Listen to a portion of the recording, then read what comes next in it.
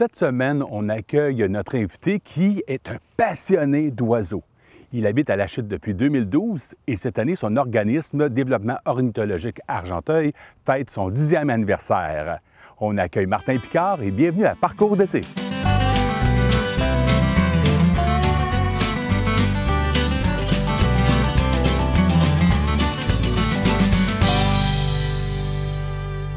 Hey, merci beaucoup, Martin, d'être là aujourd'hui.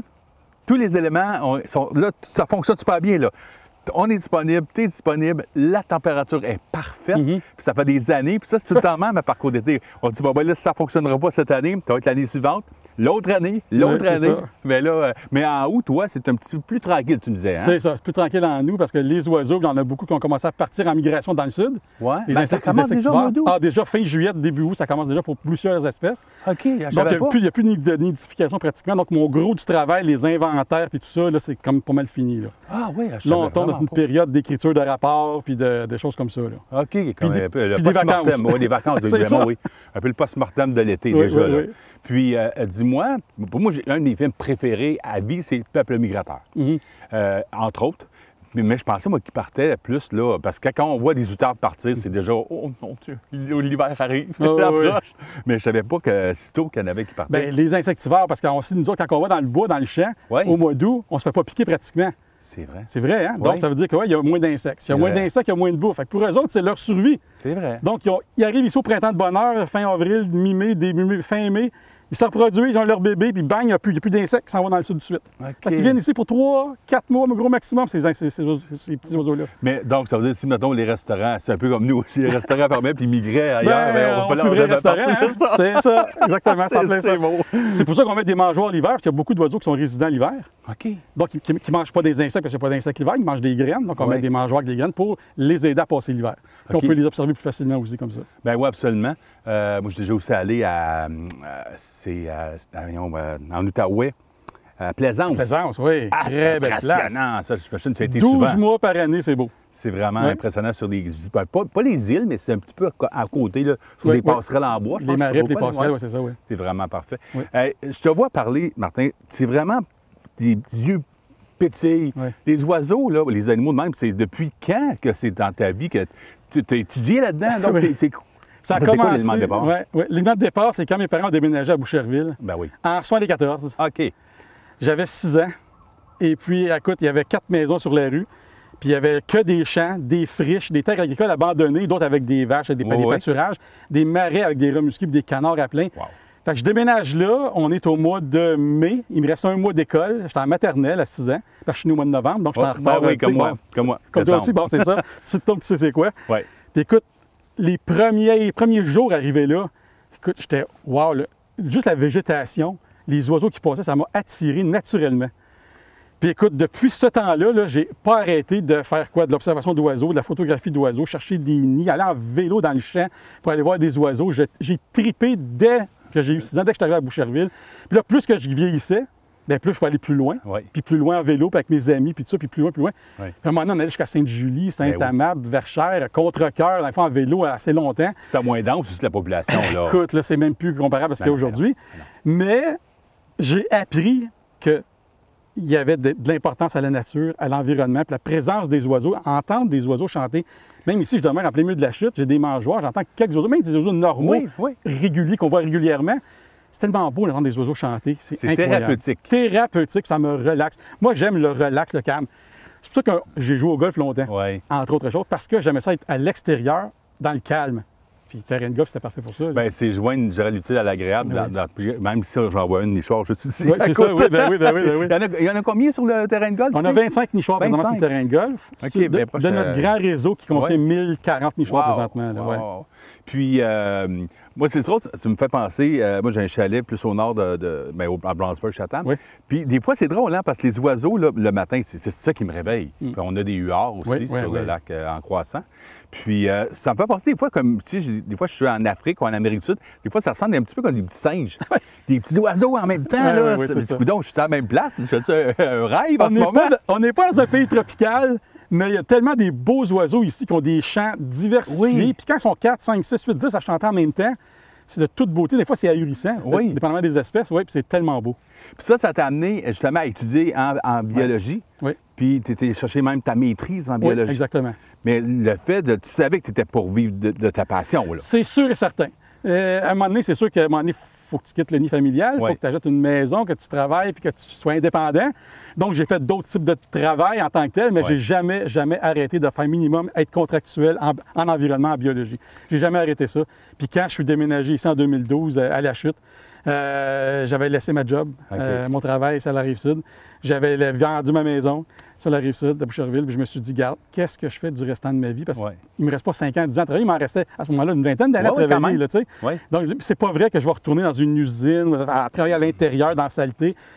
Je suis biologiste, je tripe ces oiseaux, puis je vais faire. Puis là, c'est ça, c'est toute mon aventure de la Rive-Sud vient là-dedans, parce que j'ai vu au cours des années, j'ai resté quasiment une trentaine d'années, à 37 ans à Boucherville. J'ai vu la dégradation de la Rive-Sud lentement, donc la population, l'expansion urbaine, la destruction des habitats naturels. Incroyable. Tu sais, là où il y a des grandes surfaces aujourd'hui à Boucherville, à Longueuil, bien, c'était mes champs, j'allais voir des oiseaux, trouver des nids de grands-ducs à ces endroits-là. Fait que quand je suis arrivé ici, je dis c'est pas vrai que je ferais rien de ma vie en laissant tout se faire détruire puis chambouler comme ça, comme sur la Rive-Sud. Il faut que je fasse quelque chose. Puis c'est là que le déclic s'est fait. J'ai dit, garde, c'est ça que je fais le restant de ma vie. Là. Puis la Chute, pourquoi? C'était c'est que j'avais ma conjointe avait sa maison ici. Puis le plan était de déménager ici 1 an plus tard. Donc, tout est en train de se mettre en place, mais j'ai tout devancé d'1 an, mettons. OK. Puis là, sur le site, je me suis informé. Donc, c'est une promenade, entre autres, de où il y a l'île aux chats. L'île aux chats, oui. Puis là, tu t'es dit, non, mais là, c'est parce que faut que je crée quelque chose, il faut que je crée un organisme, faut que je ne laisserai pas juste une promenade en vélo, là. Oui, c'est ça. Puis là, tu t'es dit, on embarque dans des documents, dans des papiers, on part cette belle organisme-là. Ah oui, la première balade en vélo, j'étais avec ma conjointe. Elle a fait beaucoup de vélo. Moi, j'en faisais un peu, mais j'en fais plus avec elle. Elle m'amène à l'île aux chats du matin. Ça a l'air que c'est beau dans ce coin-là. Ça a l'air que c'est beau. À ce moment-là, c'était ahurissant. C'était des prairies naturelles à perte de vue. C'était beau. Du goglu, de la sturnelle. Et on voit, en première balade, je vois un maubèche des champs. Ça, c'est un oiseau, c'est dans la famille des bécasseaux, des pluviers. C'est près haut comme ça. Puis c'est très, très, très rare au Québec. Il y en a pratiquement plus. Dans Argenteuil, avec les derniers inventaires, il y en a entre 3 et 5 couples maximum qui nichent. Quand même, pas plus que ça. Fait que première balade, voilà, je vois cet oiseau-là qui se lave sur le bord de la route dans une flaque d'eau. Moi, je break, je fais quasiment une crise cardiaque. Qu'est-ce qui se passe? Ça faisait 25 ans que je n'avais pas vu ça à Boucherville, sur la Rive-Sud. Puis il y en avait beaucoup quand j'étais jeune. Je m'enfargeais pratiquement dedans. Ça nichait partout dans les pâturages et tout ça. Fait que là, c'est là que ça a fait. Non, regarde, c'est sûr que s'il y a ça, il y a autre chose. Puis s'il y a d'autres choses, il y a autre chose encore. Et là, c'est commencer à faire des recherches. Est-ce qu'il y a un organisme dans le coin? Non. Est-ce que non, il n'y a pas d'études, il n'y a pas rien qui est fait. Les municipalités ne semblent pas être virées oiseaux dans le secteur vraiment nécessairement. Du moins pas à ce moment-là. À ce moment-là, c'est ça. Donc, là, je rencontre l'ancien directeur de la MRC, Marc Carrière, qui est un ami de ma conjointe. Parfait. Puis je dis, Marc, ça n'a pas d'allure, il n'y a pas d'aménagement, il n'y a pas de fait, il n'y a pas d'études, pas d'inventaire, on ne sait rien. Puis là, dans la tête de Marc, ça a cliqué aussi, puis on a jasé une couple de fois avec d'autres personnes. Puis on en est venu à la conclusion qu'il fallait créer un organisme sans but lucratif pour pouvoir faire des demandes de subventions à différents paliers de gouvernement, puis entreprises, puis tout ça, pour aider les oiseaux et leurs habitats par des actions concrètes et directes sur le terrain. Parce que c'est là que ça se passe. C'est pas dans l'ordinateur que ça se passe, c'est pas à la TV, c'est pas dans les livres, c'est sur le terrain. C'est là qu'ils meurent, puis c'est là qu'ils vivent, les oiseaux. Donc c'est là qu'il faut que ça se passe. Ah, mais merci beaucoup, parce que sincèrement, moi, surtout avec l'équipe proactive de la MRC, je suis pas surpris, mais pas du tout, avec les gens parce que moi, quand je suis arrivé à Place aux Jeunes, pour mon autre chapeau, il y a 18 ans, la MRC, je pense qu'il était comme 23 employés, ils sont rendus comme au-dessus de 50, je crois. Et le côté environnemental, vraiment, c'est fulgurant, là. Ils sont rendus, je pense, à 6 ou 7 employés. Puis, de l'ouverture de marque, maintenant, la suite avec Éric Pelletier. Donc, ça continue dans le même chemin. Puis, vraiment, ben oui, tu as des beaux partenariats avec nous dans la région. Oui, puis on essaie d'en créer toujours des nouveaux, de plus en plus intéressants, là. Ben, en tout cas, on va en apprendre plus au courant de l'émission. Là, c'est le temps de frapper notre balle. J'étais quand même, je vais prendre un petit normal 3, 160 verges. Ça, jouer au golf, là, tu as joué dans le temps, c'est un peu comme faire du bicycle. Quand tu reprends le bâton, là, c'est la même chose. Je pense que c'est comme ça. Hein? Oui, je te le garantis.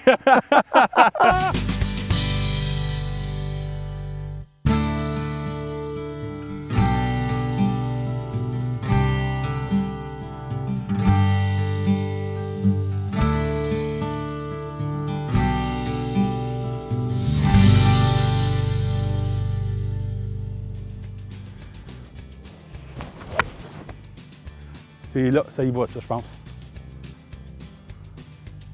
Nice. Sur la frise. C'est un chip, un pot. Ouais, c'est ça. Ah oui? C'est à toi, mon cher. Eh boy, OK.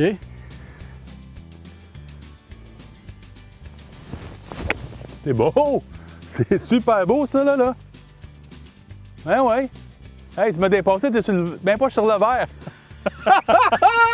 30 ans. Quoi dire? Pas de montage, ça, là. C'est vrai, là. C'est vrai. Wow, hey, la ligne était super belle en plus. Un petit cassé, ça vaut ça? Ça, c'est à combien, ça? Quel peut te garder en souvenir? Ah, souvenir, on va le garder. Moi, je vais l'employer. Hey, non, mais écoute, C'est bon, ça? C'est le bord du verre. Écoute, j'hallucine quasiment. C'est pas plein de choses à parcours d'été. Donc là, on retourne dans le passé. Ben justement, je pense à peu près quand tu étais arrivé à Boucherville. À l'école, toi, tu étais quel genre d'élève? Tranquille, Oui. studieux. Je déplaçais pas beaucoup d'air. OK. Ouais, à l'école, là, mes parents m'ont dit c'est important à l'école. Il faut que tu aies des bonnes notes. C'était très sérieux pour moi. Mais je déplaçais pas d'air, j'étais tranquille en général. Là, puis est-ce que tu trouvais dire que tu avais des bonnes notes? Oui, je me tenais pas des plus forts, mais disons dans la moyenne. En haut de 80. Ah, ben c'est très bon. 80. C'est très bon. Puis, est-ce que tu as eu quand même des amis rapidement que vous avez parlé de justement, j'en reviens aux oiseaux, parce que, tu sais, hein, on s'entend, c'est ça. Ah, ouais. Des passionnés qui parlent aussi de nature, de tout ça? Ou comment tu t'es fait tes amis à la nouvelle école? Parce que tu arrivais d'ailleurs, là. Oui, en fait, les amis, c'était pas avec l'école, parce qu'il y avait du monde, avec quelques écoles primaires à Boucherville. OK. Les gens arrivaient de partout, c'était comme trop loin. OK, Quand t'es ticu, tu peux pas aller te déplacer trop ben tôt. Non, ben non, ben non, ben dans non. mon quartier, j'avais des amis, justement. Là, un ami d'enfance qui a duré très, très longtemps. OK. Puis avec lui, on allait régulièrement dans le champ en vélo, aller voir les oiseaux, ramasser des roches de couleurs différentes. OK. La géologie, les plantes, les oiseaux, les animaux. On voyait des marmottes, des trous de marmottes. On se parquait à côté des trous de marmottes pour observer les marmottes. Puis c'était fou, là. Mais cet ami-là, il n'allait pas à la même école que toi? Au primaire, oui. OK, parfait. Oui. OK, donc mais c'était le seul du coin qu'il y avait. Là, parfait. Puis, disons, tes matières préférées, j'imagine, je sais quoi, là? Ça a été les sciences. Les sciences, déjà à ce moment-là. Donc, jusqu'au secondaire, cégep, le maths, physique, chimie, bio, là, ça, j'étais fort. J'étais fort, puis j'aimais ça. OK. Ouais. Puis je me rappelle, au primaire, du moins, on est des mêmes âges, c'était... c'est quoi le cours? C'est en sciences, mais sciences naturelles qu'on appelait, hein, je pense? Oui, bien ça, c'était plus secondaire. Là. OK, mais primaire, c'est quoi le... Nous, dans notre temps, on n'avait pas ça. Non, c'est ça, hein? C'était vaste. C'était très, très vaste, c'est ça. Il y avait des petites bribes, petites heures de temps en temps. Oui, c'est le programme qui était fait de même. Oui, c'est ça, exactement. OK. Puis... Je suis quand même pas si jeune que ça. Là. Non, mais c'est vrai, le programme des années 70... Au primaire, ça a beaucoup changé. Beaucoup. Ah, ouais, versus les années 90, il y a un revirement à 45 degrés, je pense, à ce moment-là. Totalement, c'est ça. Puis, disons, dernière journée d'école, j'imagine tout à part d'aller dans les chats et voir les oiseaux. Hein? T'as tout compris. Je ne tenais plus en place. Moi, j'avais 2 mois tranquilles là, que... Cherchez-moi pas dans le champ avec les oiseaux, avec les grandes bottes dans l'eau, puis c'est sûr et certain. Puis tes parents, dans tout ça, parce que je veux pas, c'est un peu comme... Je dis ça avec des invités. Le matin, on sortait, puis on revenait. Des fois, on venait pour dîner, ou on sortait, puis on venait pour souper. Puis les autres, ils savaient exactement dans quel coin que tu étais.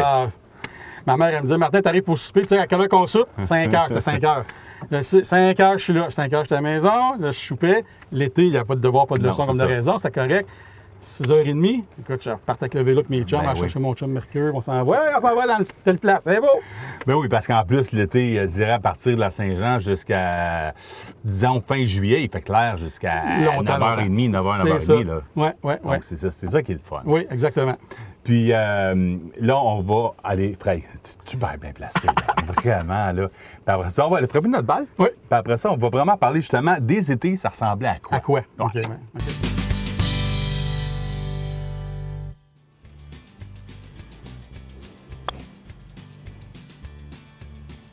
Nice. C'est bon, ça. Ah oui, c'est bon, ça. C'est même très bon. Oui. Bon, ben, on va prendre... ça va être la bonne balle pour la mettre dedans. Oh, c'est bon. Peut-être un peu fort. Un petit peu fort, ouais, elle va descendre. Pas. Un coup d'eau. Pas grave, ça. Ben non. T'es-tu le vert? On va jouer là. Ben oui. Oui, c'est beau ça. C'est beau. Oh! c'était pas mal ça. Mais considérant les verres qui sont très rapides en ce moment, c'est un très beau coulé. Nice! Fait que, pour terminer le tout en beauté... Oui, monsieur. Là, je le garde, c'est ça? Oui, c'est ça. Bon, allons-y.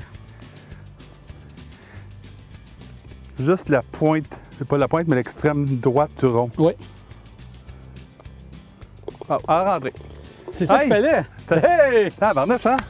C'est vraiment très Ça reviendrait peut-être vite. Ben, peut-être. Le coup de départ, là... Ça reviendrait peut-être vite. Ah oui. Je me rappelle, dans le temps, j'avais pris des cours, j'avais 12 ans, des cours privés. Oui. J'ai joué jusqu'à 28 ans, donc pendant 16 ans. Puis à la fin, je tirais quand même pas si pire, 85, 90. Tu sais. Oui. Un trou d'un coup. Wow, ben t'en as déjà plus que moi. Pas filmé, malheureusement. Non. Mais j'avais des témoins, par exemple. Bon, ça, c'est l'essentiel. Au petit port 3, le terrain de golf, les Arpents Verts, l'ancien à Belleuil. Oui. C'est un dogleg, le numéro 8, là, passé par-dessus les arbres avec un fer 4. Puis je l'ai pas vu, ça qui est plat, je l'ai jamais vu rentrer dedans. Puis quand j'étais allé à côté, j'ai dit, il n'y a rien sur le green. Puis elle était très, très belle. Ouais. Puis là, je vais être défoncé dans le fossé d'eau en arrière. Fait que je cherche en arrière. D'un coup, mon frère s'en va sur le green. Martin, ta balle est dans le trou. Laisse-moi donc. Il fait ça comme ça, puis c'était ma balle pour vrai. Là, je capote. Je dis, fait qu'il fait un trou d'un coup que j'ai jamais vu. Hey, ça fait plaisir, vraiment. Très agréable. Puis, ben, peut-être de jouer une partie, peut-être un deuxième trou d'un coup, que là, on va voir. Éventuellement. Merci. C'est bon. Bon, là, on est rendu l'été. J'ai une idée à peu près qu'est-ce que tu faisais, mais juste pour le besoin des spectateurs, c'est qu'est-ce que tu faisais? L'été, je fais quand je suis au primaire, entre autres. Là, écoute, quand j'ai fait ma première communion en deuxième année, on faisait ça dans le temps, hein? Oui, c'est ça. Les fameuses photos, là. Oui, les photos, tout pareil, tout le monde, c'est ça. À l'église, dans l'église, à la maison, le party, le gâteau après ça, c'est ça. Tout le monde a vécu ça dans notre âge, c'est bon. Mes parents m'ont demandé qu'est-ce que tu veux comme cadeau de première communion. Je me rappelle, tous mes chums, c'était des G.I. Joe, des cartes de baseball. Donc, mon père, moi, je veux une paire de jumelles. C'est ça pour dire. Fait qu'on a été dans le temps pour faire de la publicité, ça n'existe plus, le centre japonais de la photo. Ben oui. Au jadis, place Versailles. Ben oui. Hein? Ben oui. Ben oui, parce que c'est le seul centre d'achat qu'il y avait. Même si ça restait, il n'y avait rien là, dans ce moment-là. On parle de 60 et 80, 79 dans ce coin-là, mettons. Là. Puis même avant ça. Puis on s'en va là. Une paire de Tasco 10-35 à genre 35-40$. Mais c'était beaucoup d'argent dans ce temps-là. C'était énorme. C'était toute une paire de jumelles que j'ai duré longtemps et très longtemps. Je fais attention à mes choses. Puis, écoute, là, quand j'ai eu ça, là, c'était comme un nouveau monde. Là, c'était plus juste avec mes yeux d'enfant que je regardais les oiseaux, puis ils étaient tout petits, loin. Là, ils étaient comme plus gros. Là, écoute, de wow, des jumelles. Et là, ça a vraiment été la claque d'en face. Je me dis, regarde, c'est ça ta vie, Martin. Puis ça l'a accentuer tous mes étés, en fait, tous mes 12 mois par année, là, pas juste l'été, mais hiver, automne, printemps. Les vacances de Noël, j'étais où? Dans le champ à raquettes, aller voir les oiseaux d'hiver. Puis au printemps, au mois de mars, l'école était encore là, mais moi, je revenais de l'école à 3h30, quand on était un petit cul, c'était ça, hein? 3h36, je me souviens bien, c'est ça. Je débarquais de l'autobus, je me changeais, bye, je me reviens pour souper à 5h, 5h15, là, puis c'était ça, puis les jumelles dans le cou, puis les bottes à cuisse dans le marais pour aller voir des canards au mois de mars, au mois d'avril. Même tous les oiseaux te reconnaissaient. Ah, ça c'est sûr et certain. C'est Martin Garry. Martin Garry, on s'en vient, là, c'est ça. Mais c'était ça, mes vacances d'été. On était 4 frères, avec mes 2 parents, puis mon père, on n'avait pas d'argent pour aller à des grosses vacances loin. Puis aujourd'hui, les gens vont en voyage comme si tu changes de culotte pratiquement. Mais dans le temps, c'était pas ça. Non, je sais. Quand on allait aux eaux de Granby, une journée, c'était la grosse affaire. Oui, absolument. C'était la grosse affaire. Oui. Fait qu'on avait une piscine. OK. On était 4 gars. Fait que c'est où qui se passaient les journées quand il faisait beau? Hein? Dans la piscine, chez les Picards. Fait que tous les chums. Des fois, on était 15, 16, 17. Wow! Mes parents, ma mère, je me rappelle, dans la semaine, ma mère, elle sortait les hot dogs, les hamburgers, elle ouvrait le barbecue. Puis elle disait, regarde les gars, ça marche là, organisez-vous, mangez ce que vous voulez manger, il n'y a aucun problème. Puis elle nous disait, par exemple, allez pas dans la piscine tout de suite après avoir mangé, vous allez prendre des crampes. Hein? La grosse histoire, la classique histoire. On l'écoutait. Quand on a fini de dîner, on jouait à des jeux de société. Risque, clou, n'importe quoi comme ça pour digérer. Vers 2h30, 3h. On retournait dans la piscine pendant 2 heures. 5 heures, temps du souper. Tout le monde allait dans la maison pour souper chez leurs parents après respectifs, puis nous autres aussi. Puis à 6h, 6h30, on s'appelait tout le monde. Hey, oui, on s'en va à telle place, on se rejoint à Bessic, on va faire du Bessic. Ça, c'était notre été normal. C'était des beaux étés. Quand il faisait beau. Quand c'était de la pluie, bien là, on jouait à des jeux de société à l'intérieur. À 4, 5, 6, 7 gars ensemble. Là. Puis il n'y avait pas beaucoup de filles dans notre secteur, c'était juste des gars pratiquement. OK. Puis les premiers jeux vidéo qui sont arrivés par la suite, mon Atari? Oui, Atari, ColecoVision. Coleco, ben oui, dans le ColecoVision. Intellivision. Intellivision, t'avais un avec. Oui, c'est ça, exactement. Les manettes avec les cartons qu'on changeait. Oui, exactement. On a tout eu ça, tout le monde, hein, c'est ça. Mais c'était ça, les années 80. Oui. C'était ça. Puis en même temps, hey, moi, c'est drôle. Ce que tu as eu aussi, je fais du coq à l'âne, là, le premier Nintendo avec Duck Hunt. Oui, Duck Hunt, avec le gun en plastique. Eh oui! Mais donc, quand il pleuvait, c'était ça. Mais je dirais même, quand il pleuvait légèrement, tu mettais un imperméable, puis tu allais dans oui, moi, c'est sûr qu'une petite pluie, une moyenne pluie, c'était correct. Quand il y avait des orages, une grosse pluie, ben non, on ne sortait pas pour rien. Non, ma mère me l'interdisait. Tu vas tomber malade avec la pluie, là, tu sais. Oui, c'est ça. C'était ça dans le temps. C'était ça. Mais c'était vraiment... J'ai passé des très beaux étés à Boucherville, là, primaire, secondaire, là. Oh, oui. Puis, dis-moi, ton premier emploi d'été, c'était quoi? Oui, je me souviens très bien dans une usine à Longueuil, qui était près de chez moi. En secondaire 4, donc j'avais comme 16 ans. Là, je partais avec mon vélo, je montais voir Montarville, puis j'allais sur Eiffel, une usine dans ce coin-là. C'est une usine qui recevait des containers de l'extérieur, de Chine, d'Asie, un peu partout, du matériel de cuisine, de la vaisselle, entre autres, et des bibelots aussi d'Europe. Donc, c'est une compagnie comme ça. Puis j'avais une tante qui travaillait là, qui m'a fait rentrer là comme étudiant. Ben oui, des contacts, les collègues de famille, c'est ça, exactement. Papa, maman, ma tante, mon oncle. Fait que c'était un gros, je me souviens, 6,75 $, là, tu sais, c'est la grosse affaire, là. Mais oui, quand même, à ce moment-là, parce que tu avais quel âge? 16 ans.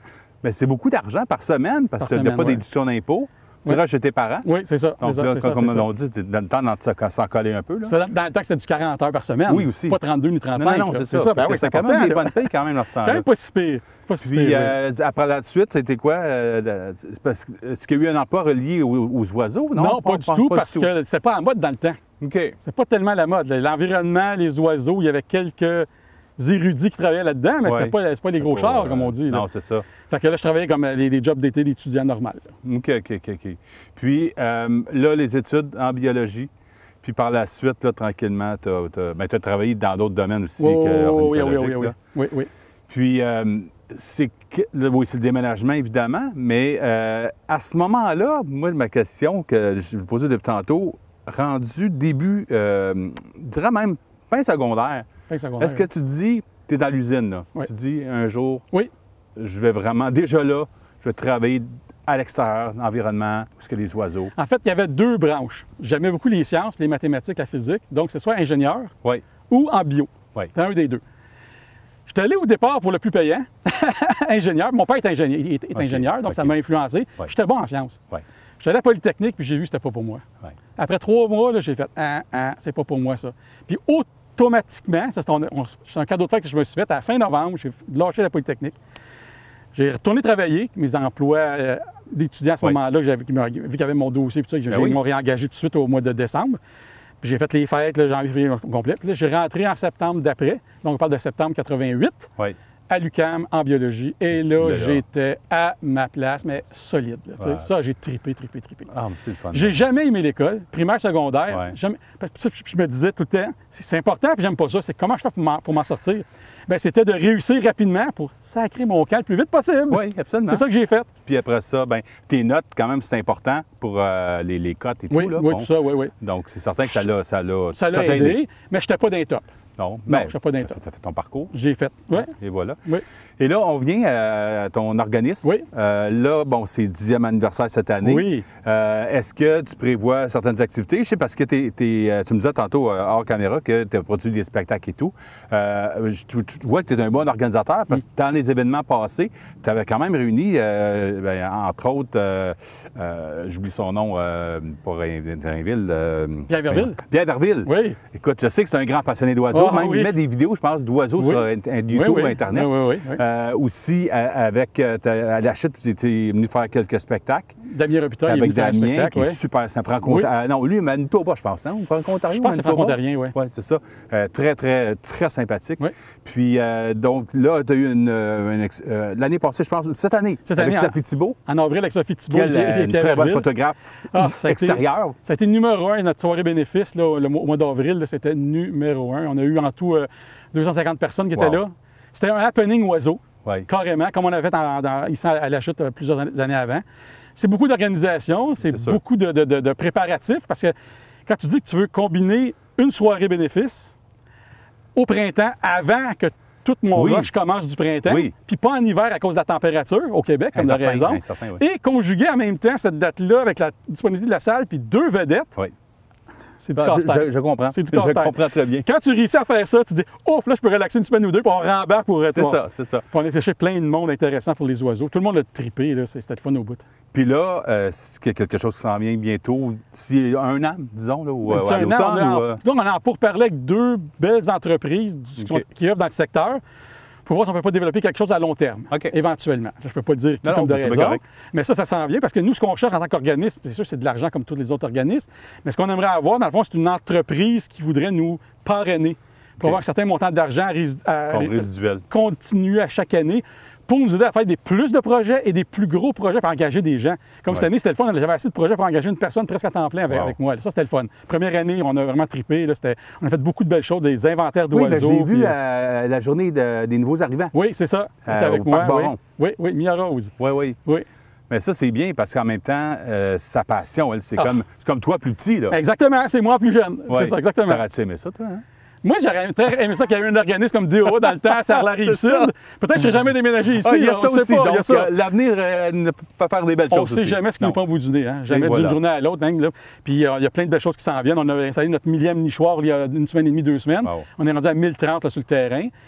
Donc, il y a des organismes de différents niveaux gouvernementaux, si on veut, et privés qui font affaire avec nous, avec DOA, pour des nichoirs d'oiseaux, des inventaires d'oiseaux et surtout, on aime beaucoup faire de la restauration d'habitats. Parce que quand les habitats sont massacrés, diminués, mélangés, tout ça, tout croche, mais ça produit moins d'oiseaux, ça produit moins d'insectes, moins de bouffe, il y a moins de tranquillité. Fait que nous, ce qu'on aime faire, c'est les restaurer, les réaménager pour qu'ils redeviennent un peu plus naturels, pour produire plus d'oiseaux.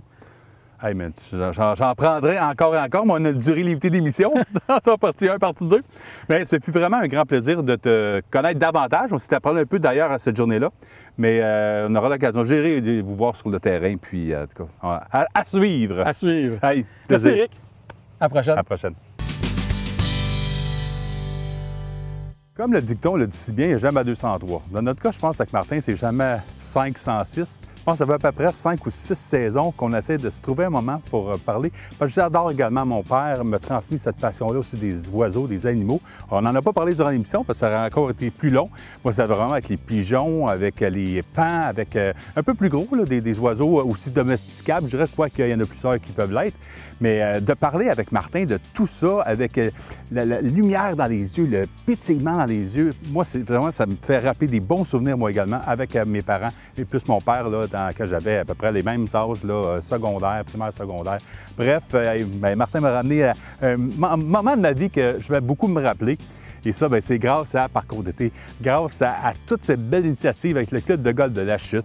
Depuis 10 ans cette année, on est avec vous.